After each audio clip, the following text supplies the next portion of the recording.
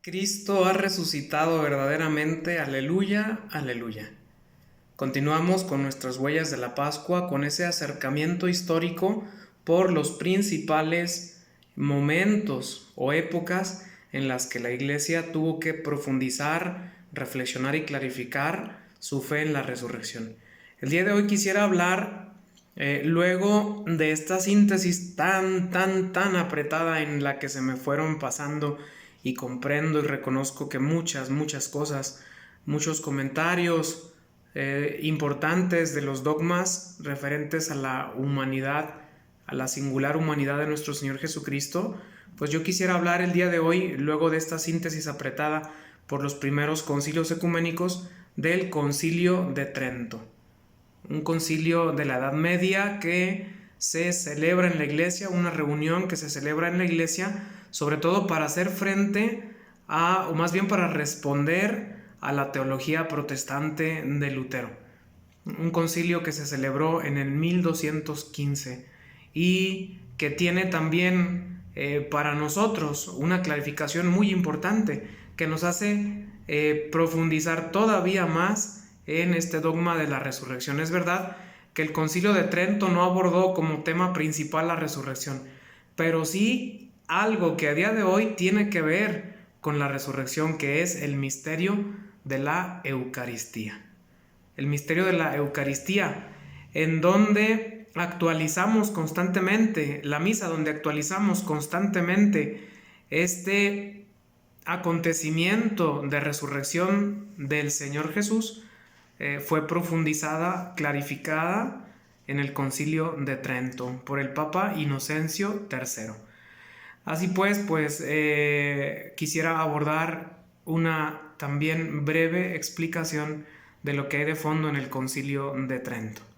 Y pues para ello quisiera comenzar con mostrar también muy sintéticamente la figura del Papa que está de fondo, Inocencio III, un Papa que se conoce por su mística, que se conoce por su espiritual y por su devoción a la Eucaristía. Hay un libro que llama la atención, un libro que es considerado de autoría de este Papa como un tratado místico de la misa. Se llama o se titula Las miserias humanas y los misterios de la Eucaristía. Las miserias humanas y los misterios de la Eucaristía. Y es que Inocencio III tiene muy en cuenta lo que sucede cada vez que un sacerdote celebra la misa. La transformación de esas especies en el cuerpo y la sangre de Jesús, la transformación del pan y del vino en el cuerpo y la sangre de Jesús, verdaderamente.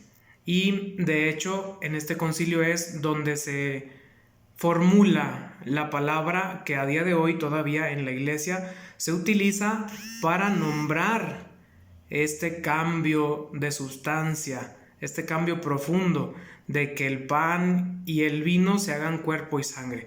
Una palabra que viene del latín transubstanciación, cambio, substare, substancia, cambio de sustancia. Es decir, no es un cambio meramente exterior o nominal, no es que solamente por la fe podamos decir el pan y el vino, eso que nosotros seguimos viendo, ya no es en realidad lo que estamos viendo, sino que por la fe nos animamos a decir que es el cuerpo y la sangre.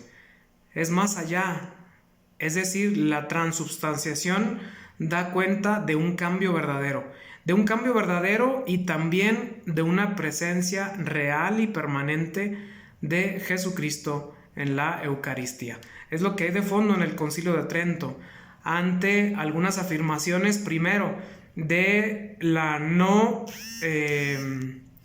no cambio de sustancia, por un lado, de algunos protestantes, es decir, nada más como evocación, ¿no? Algunos protestantes se mantenían en la rama de la afirmación de que lo que se hacía era una mera conmemoración, un recuerdo del pasado, donde lo que se compartía era pues un simple pan, así como lo hizo Jesús en la última cena, con simple vino, pero no el cuerpo y la sangre de él, de Jesús.